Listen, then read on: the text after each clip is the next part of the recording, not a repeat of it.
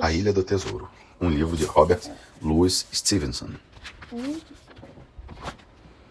A trama se desenrola envolta numa busca desenfreada por um tesouro há muito escondido, onde um jovem menino precisa se afastar da mãe para protegê-la e partir no navio com um médico e um soldado experiente, enfrentando diversas peripécias causadas pelos embates recorrentes com uma série de piratas malandros que desejam capturá-lo a fim de coletar informações sobre o tesouro.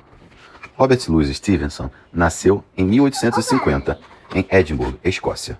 Ingressou na faculdade de Direito, ele fez faculdade de Direito igual o pai, onde escrevia um jornal universitário, conhecendo lá seu gosto pela literatura. Ao finalizar o curso de Direito, mudou-se para Londres, a fim de fugir do ambiente opressor religioso de sua família e poder dedicar-se às artes, frequentando assim os famosos salões literários da época.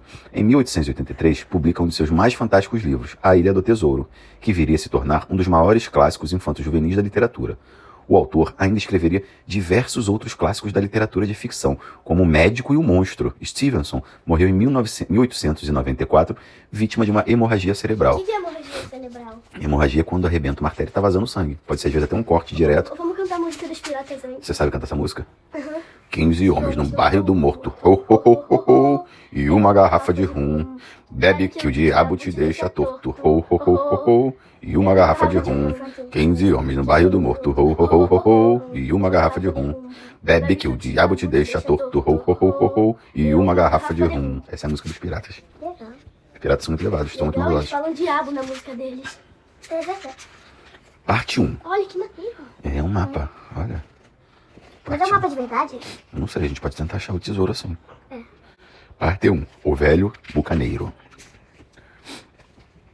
Sabia que vocês tinham um avô que falava que ele era o velho lobo do mar e ele sobreviveu ao naufrágio? Sério? Um avô não, perdão. Um bisa-avô.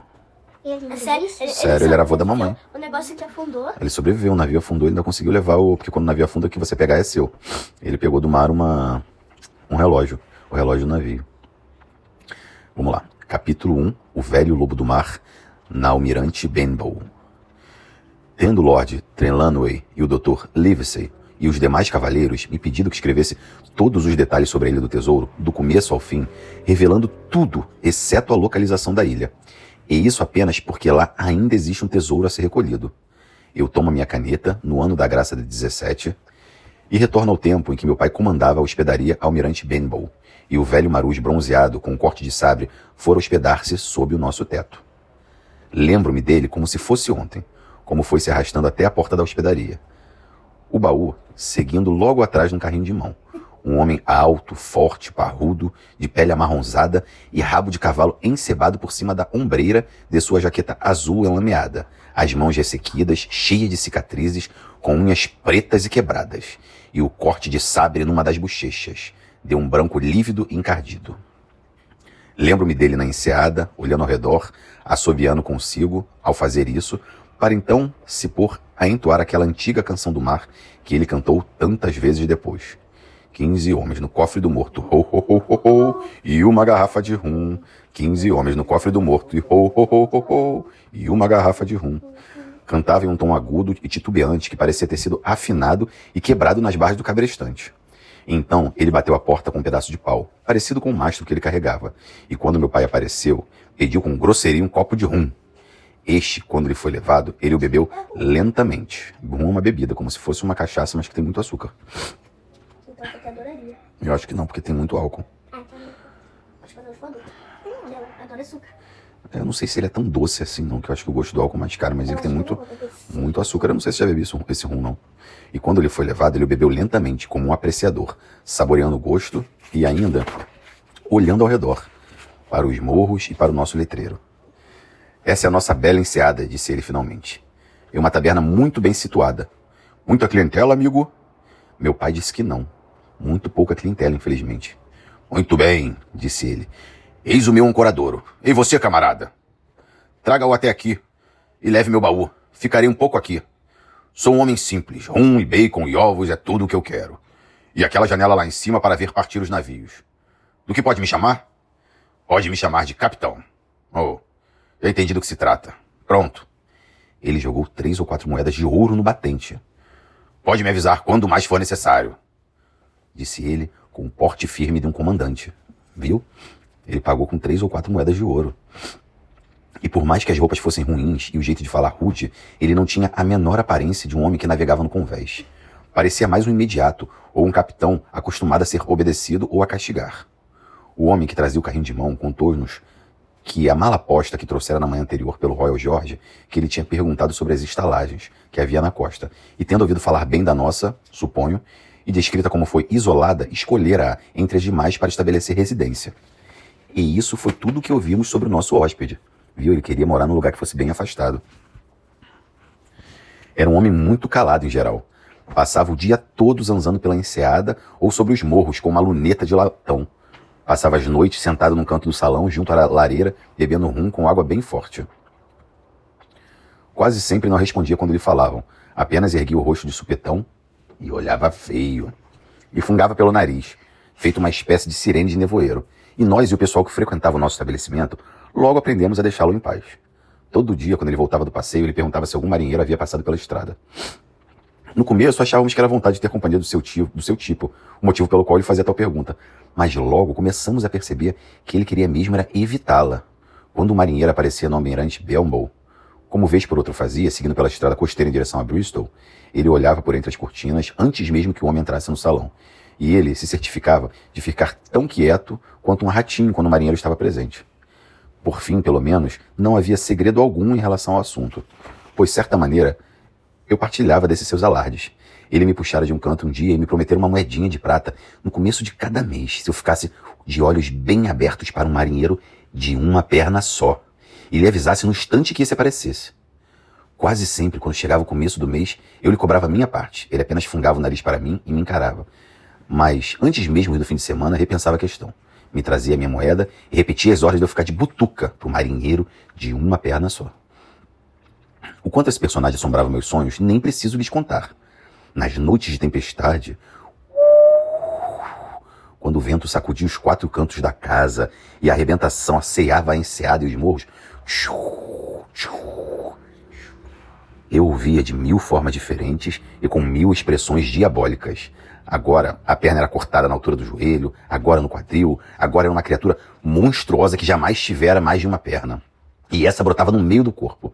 Vê-lo saltitar e correr, me perseguir entre os arbustos e as valas era o pior dos pesadelos. No final, eu pagava um alto preço pela minha moedinha mensal, na forma dessas fantasias abomináveis.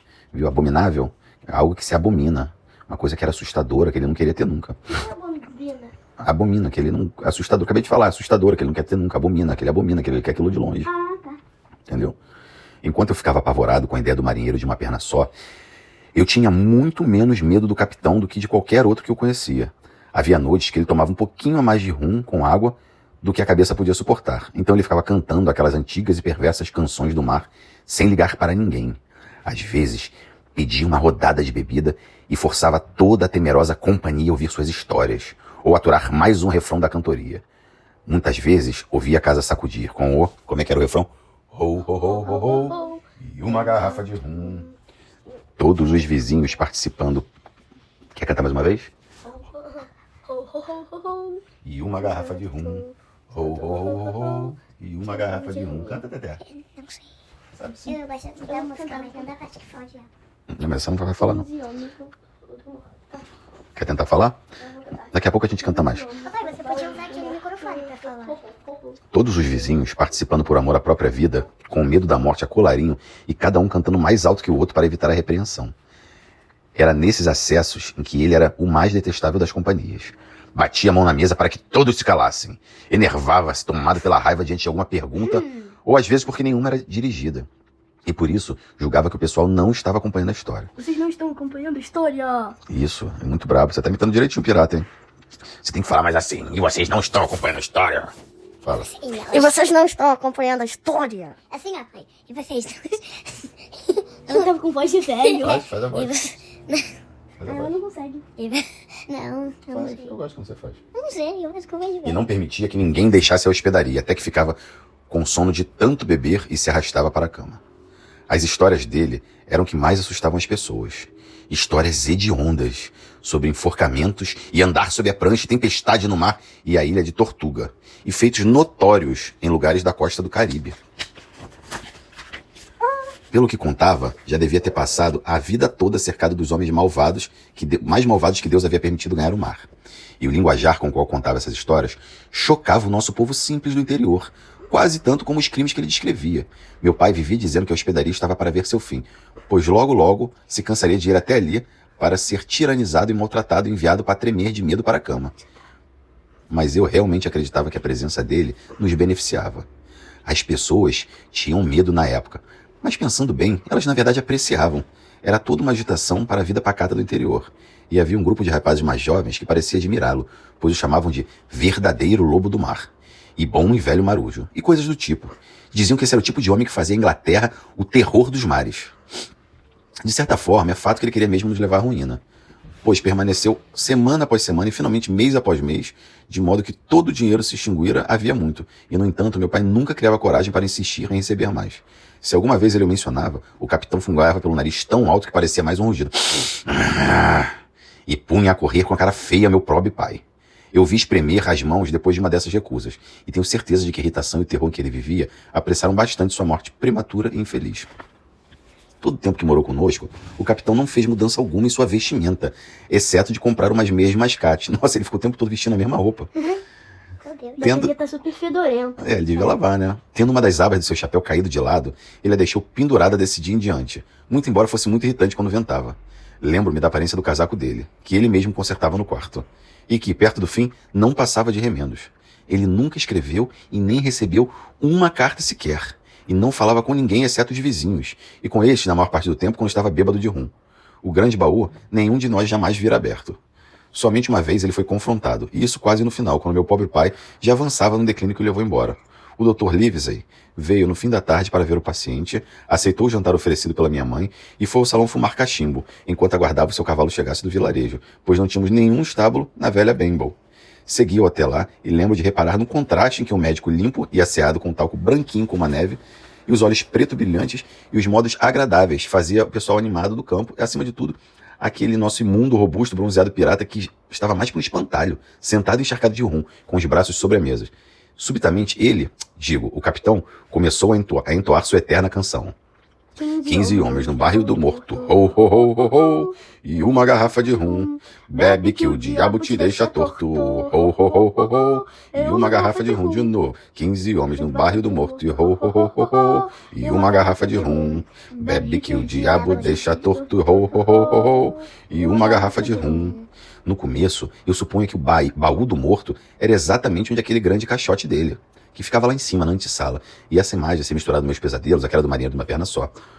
Contudo, a essa altura, todos nós já não prestávamos mais atenção alguma na canção.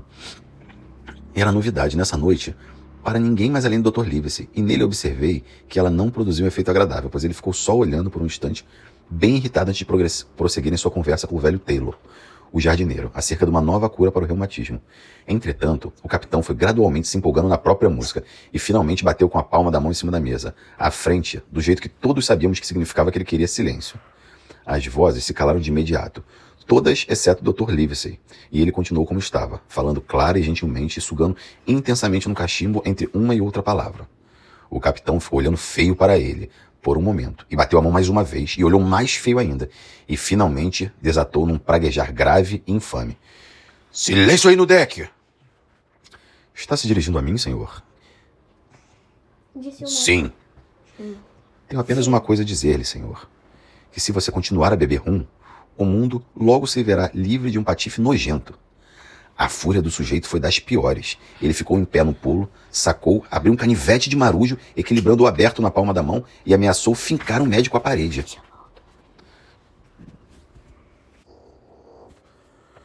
O médico nem se mexeu. Falou-lhe do mesmo modo que antes, olhando de soslaio e no mesmo tom de voz, um tanto alto, para que todos no recinto ouvissem, mas perfeitamente calmo e firme. Se não puser essa faca nesse instante no bolso, eu juro pela minha honra que você será condenado à forca na próxima sessão. Em seguida, houve uma guerra de olhares entre os dois, mas logo o capitão pôs o rabo entre as pernas e guardou a arma e voltou para o seu lugar, onde se sentou rabugento e feito um cão escorradaço. E agora, senhor, visto que agora eu sei que há um sujeito como esse no meu distrito, pode ter certeza que eu mandarei que fiquem de olho no senhor noite e dia.